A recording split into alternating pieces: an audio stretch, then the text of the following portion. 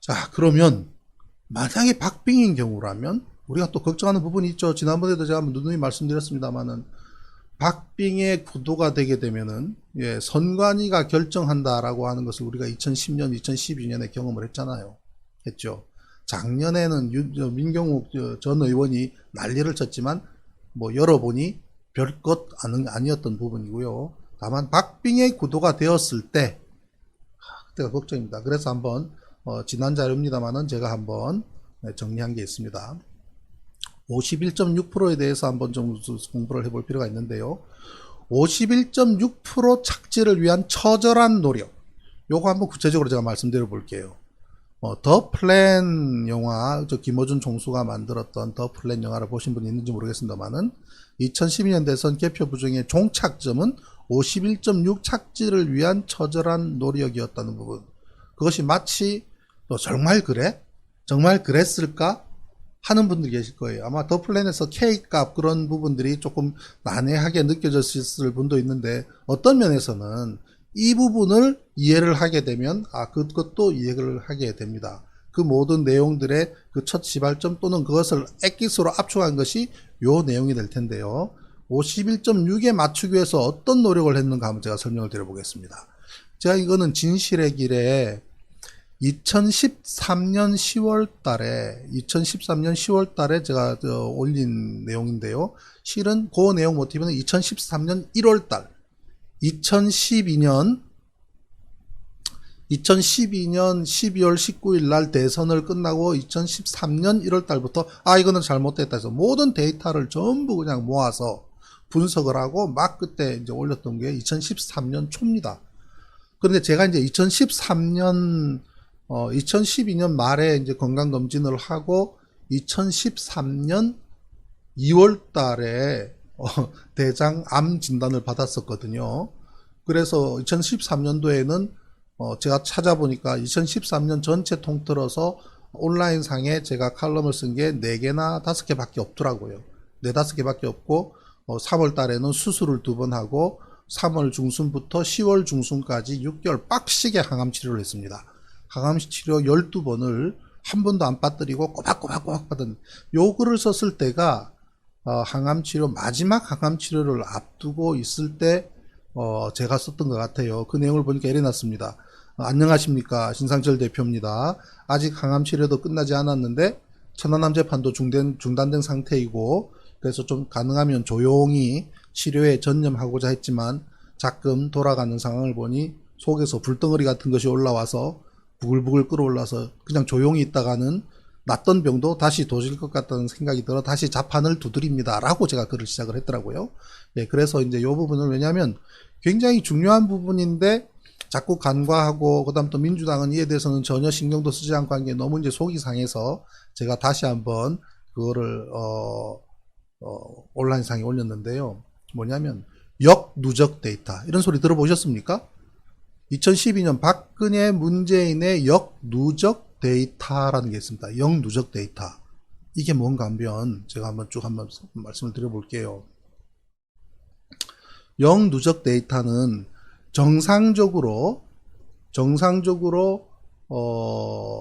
개표가 일어났을 때, 자, 요렇게 정상적으로 개표가 2012년 12월 19일 저녁 6시부터 쭉 개표가 진행이 되어서 2012년 12월 20일 그 다음날 아침 05시 25분까지 개표가 완료가 됩니다. 완료가 되는데 DS1님 천안함 관련해서는 지금 여기 댓글로 말씀 주시지 마시고 나중에 저한테 별도로 연락 주시면 제가 이메일로 주시고 하면 내용을 말씀을 드릴게요. 지금은 제가 말씀드리는데 조금 집중해 주시면 좋겠습니다. 네.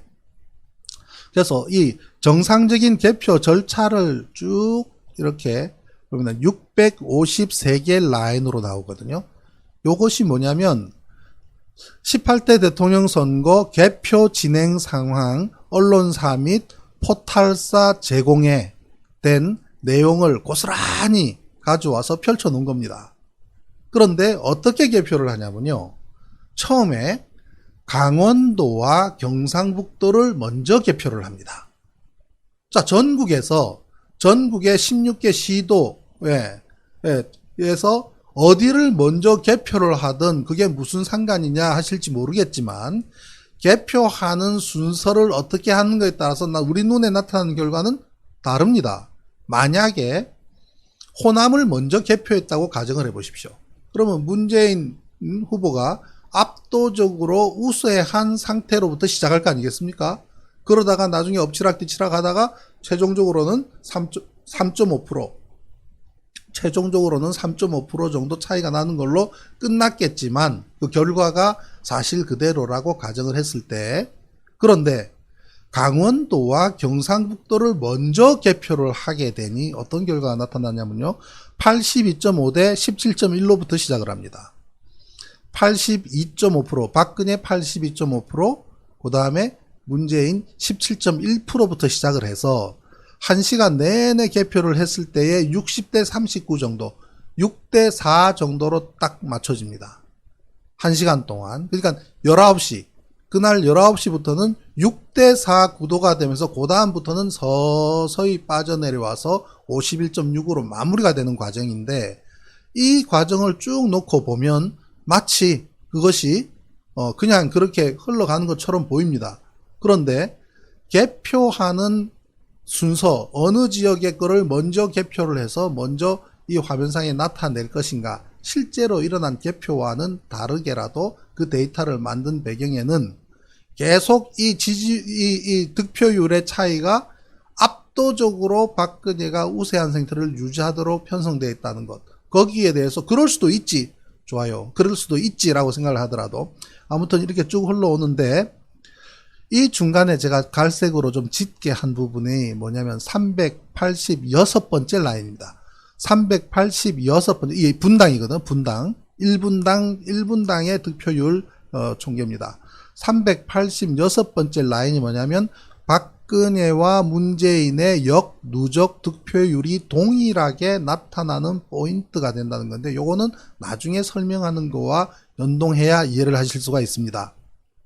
그런데 새벽 01시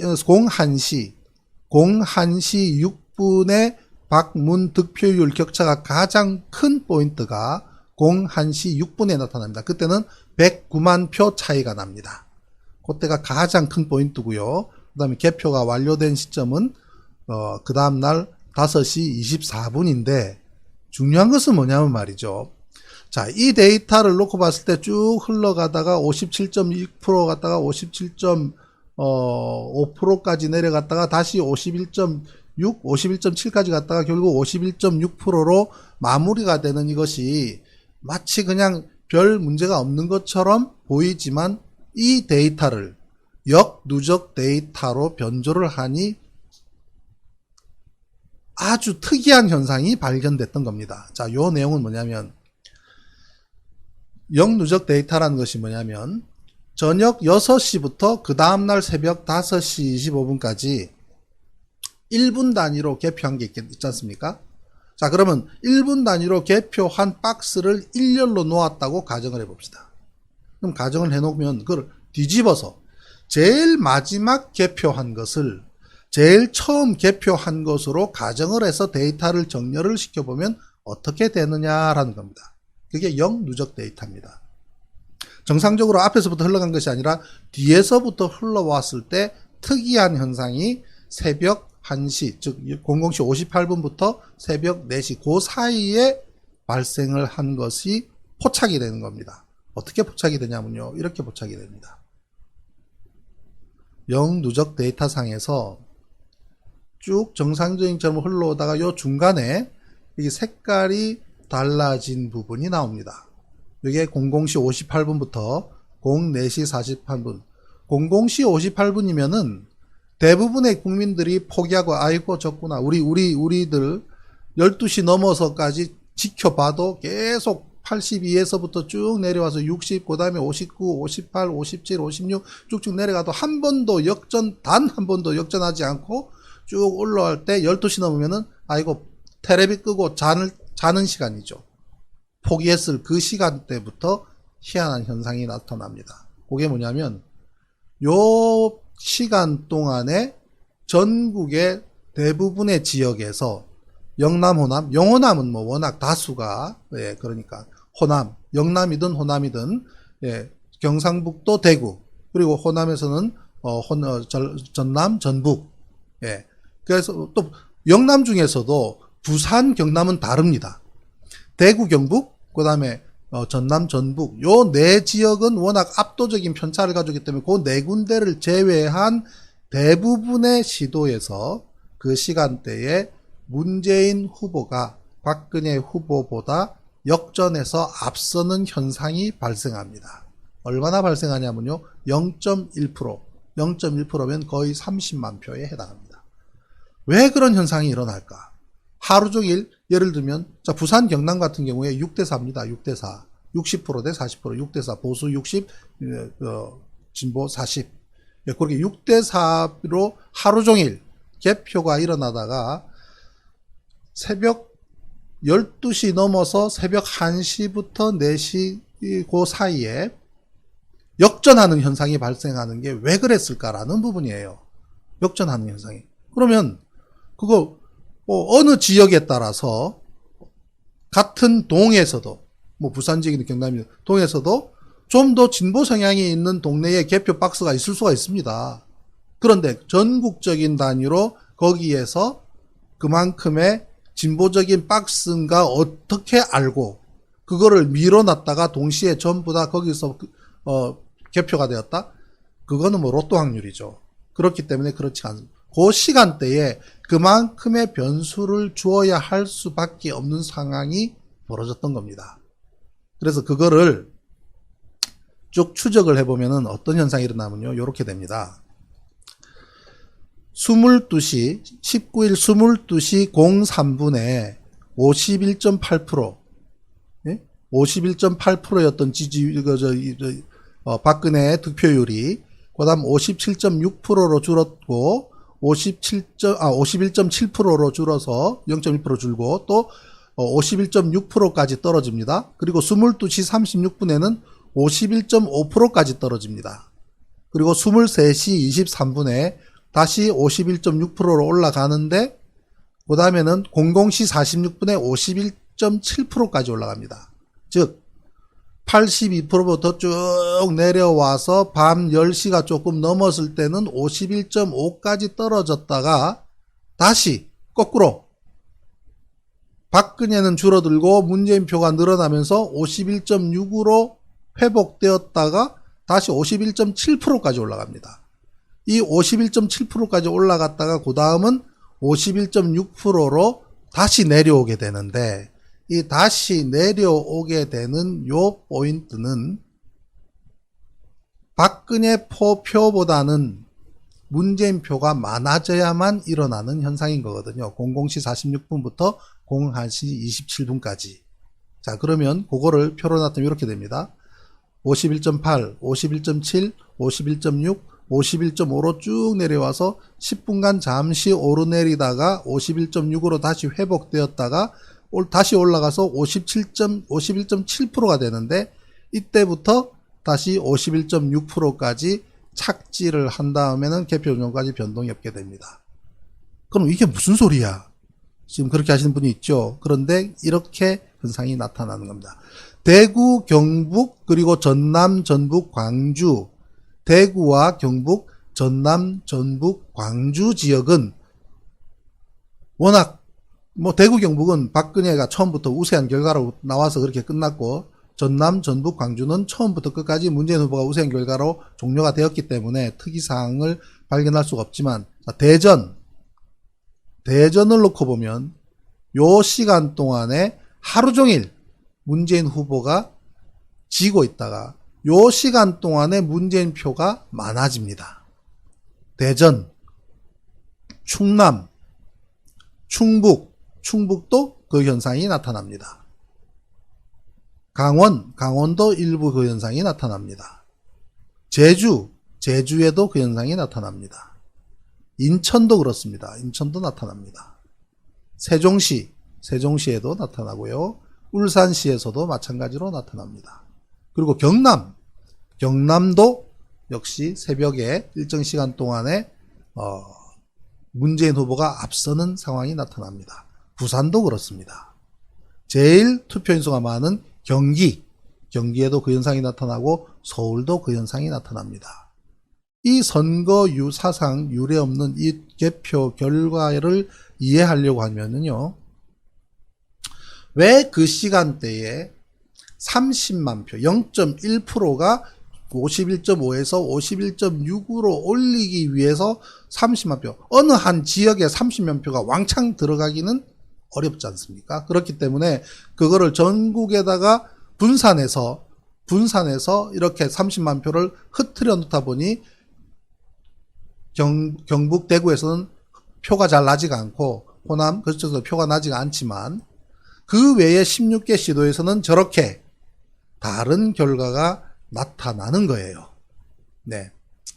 하루 종일 6대4를 유지하던 경남 부산이 그 시간대에 오히려 문재인 60%, 박근혜가 40%인 현상이 나타나는 이 현상은 왜 저 사람들은 51.5를 51.6에 맞추기 위해서 그 새벽 시간에 기이한 현상을 만들어냈을까라는 것이죠. 예, 그래서 이것이 바로 51.6%의 득표율에 착지를 하기 위한 그들 나름대로의 미션이 존재했다라는 것입니다. 거기에는 개표가 완료되기도 전에 TV를 통해서 먼저 발표가 나간 상황표가 전국에 250개 가까이가 조작한 것이 있기 때문에 가능한 현상이고요.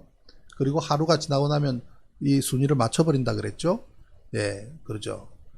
예, 그것이 바로 2012년 대선 때 박근혜, 문재인 역누적 데이터, 역누적 득표율 데이터를 분석한 결과로 그들이 새벽 시간에 일어난 아주 기이한 현상, 전국의 16개 시도에서 그렇습니다.